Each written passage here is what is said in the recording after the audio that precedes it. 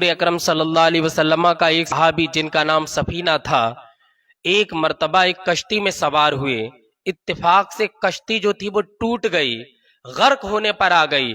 آپ کشتی سے چھلانگ لگاتے ہیں اور آپ پانی میں تیر کر کے ایک ایسے جنگل میں پہنچ گئے کہ جہاں پر انسانوں کا پتہ نہیں تھا، جہاں پر کوئی آپ کو راستہ بتانے والا نہیں تھا۔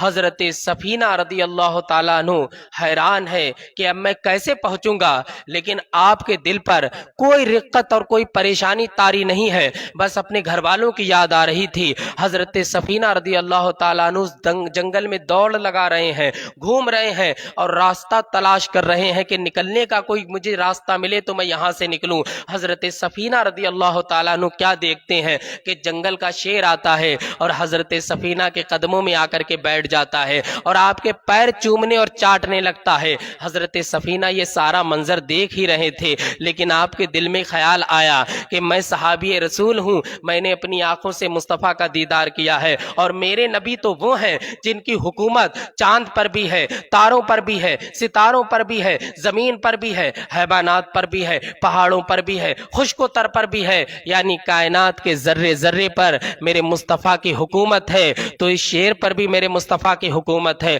یہ شیر بھی میرے مصطفیٰ کا غلام ہے۔ اب آپ سمجھ گئے ہیں کہ یہ شیر سمجھ گیا کہ میں مصطفیٰ جانی رحمت کا صحابی ہوں، اسی وجہ سے یہ میرا اتنا خیر خواہ بن رہا ہے۔ وہ آپ کے قدموں میں بیٹھ گیا ہے اور قدموں میں بیٹھ کر کے آپ کی بارگاہ میں عاجزانہ اپنا طریقہ پیش کر رہا ہے۔ ارے شیر تو انسانوں کو کاٹ دیتا ہے، شیر تو انسان کو چیر پھاڑ دیتا ہے، مگر صحابی رسول کا ادب شیر بھی کر رہا ہے۔ اللہ اکبر! حضرت سفینہ بیٹھے ہیں، شیر بھی آپ کے قدموں میں بیٹھا ہے۔ یہ کیسا ماجرا ہے؟ کسی نے حضرت رابعہ بصریہ سے پوچھا، اے رابعہ بصریہ، جانور کے درندے تمہارا کیوں کچھ نہیں کرتے ہیں؟ شیر بھی تمہارے پاس آتا ہے، آخر وہ تم سے دوستی کیوں لگاتے ہیں؟ تو حضرت رابعہ بصریہ نے کہا، جب سے میں نے اللہ سے دوستی کر لی ہے، جب سے سارے درندوں پرند اور شیر میرے دوست ہو گئے ہیں، یعنی جو اللہ کا ہو جاتا ہے پھر اسے کسی کا خوف نہیں ہوتا ہے۔